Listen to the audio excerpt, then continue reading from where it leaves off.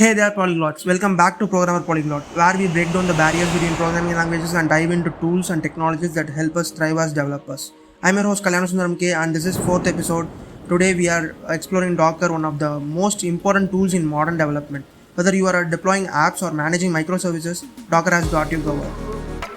So what is Docker and why should you care? Docker is a platform that lets you package applications into containers. These containers include your code, dependencies and everything else your app needs to run. The magic, these containers can run anywhere in the laptop or on PC with a cloud. Gone are days of it works in a machine. Headaches. That is what we got often. Docker ensures consistency between development and production environments, which make it a favorite among developers. Unlike virtual machines, Docker containers share the host operating system kernel. This means they are much lighter and faster to run. You can deploy multiple containers without the resource overhead. You don't normally with the VMs, right? Secondly, why use Docker? Now let's talk about the Docker should be a part of your toolkit. First, it ensures consistency. Whether you are building on Mac OS, Linux, Windows, Docker ensures your app behaves the same. Another big thing is portability. Build once, run anywhere. Platform independent. Whether in a dev environment, a staging server or live production. Then there is scalability. Docker helps you easily scale your application by running multiple containers, and of course isolation is a key. Each Docker container is like its own little world, isolated from other apps and running on your machine. Alright, let's move from theory to practice. I'm going to walk you through a simple example of a Docker in action using a build Node.js app. If you are at your machine, follow along with me. Start by creating a directory called Node.js app and docker-node-app, and inside it, initialize a Node project. Once that's done, install express.js and create a file called index.js. Here is the code. And first start with constant express equal to require express, and same with the constant, create a app equal to express, and with the port 3000 app.get routed to request and response, and request.send hello from Docker, and app.listen port, and console.log server is running properly at the port. Give a placeholder with the $sign along with the port.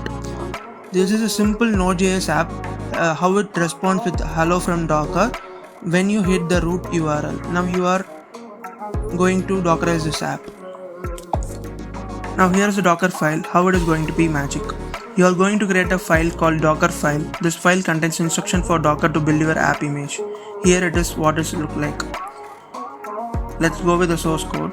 From node 14 work directory, give your work directory which we are working, and copy package.json file and its path, run in. Now here is the Docker file, how it is going to be magic.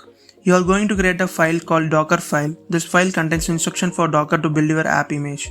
Here it is what it look like. Let's go with the source code.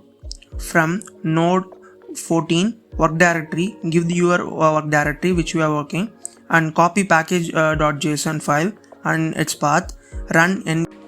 Docker in action, building a Node.js app. Alright, let's move from theory to practice. I'm going to walk you through a simple example of Docker in action using a basic Node.js app. If you are at your mission, follow along with me. Start by creating a directory called node docker app, and inside it, initialize a Node project. Once that's done, install express.js and create a file called index.js, and follow me with the code, which is constant express is equal to require express, which is the requirement, and constant app is equal to express, a function for express to call it, and constant port equal to 3000, in which port the express should be deployed.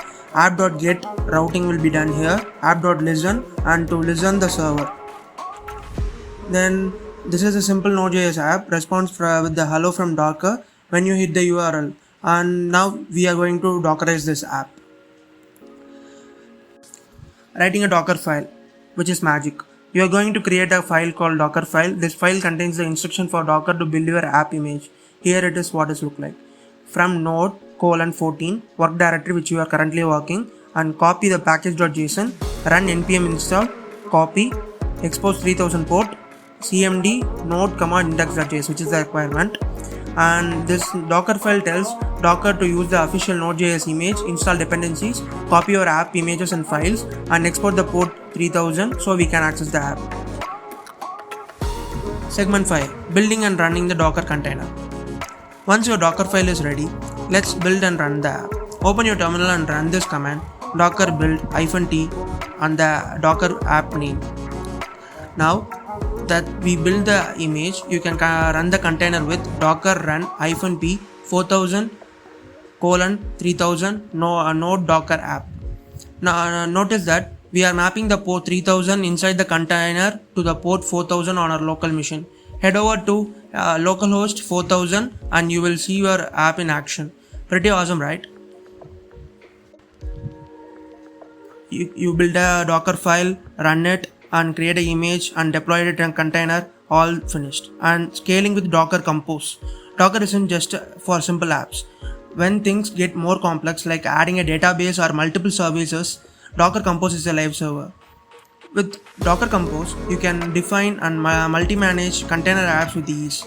Let's say you want to add MongoDB to your Node.js app, you can do it with simple docker compose.yml file, which is below, which will be start like version 3, services, app, build, ports, 4000, mapped to 3000, links, Mongo, image, Mongo, ports, 27014 and 27014, which will be the port of the MongoDB. This is the code file. Then with this configuration, you are telling Docker to run a Node.js app and MongoDB in separate containers. When you run Docker Compose app, both services will start and app will be available at localhost 4000 with MongoDB on the port 27014. And that's a wrap up for today's episode 4 of Programmer Polyglot. Today we explored Docker, learned many things, that is containers, images and a number of things, and even walked through creating and running a Node.js app inside a container. Whether you are a seasoned developer or just starting out, Docker is a tool you can afford to ignore. If you want to see the code examples we covered today, check out the blog link in the episode notes, and don't forget to subscribe Programmer Polyglot for more insights into tech stacks and best practices. Thanks for tuning in, and until next time, keep exploring, keep coding. Signing off, Kalyana Sundaram K.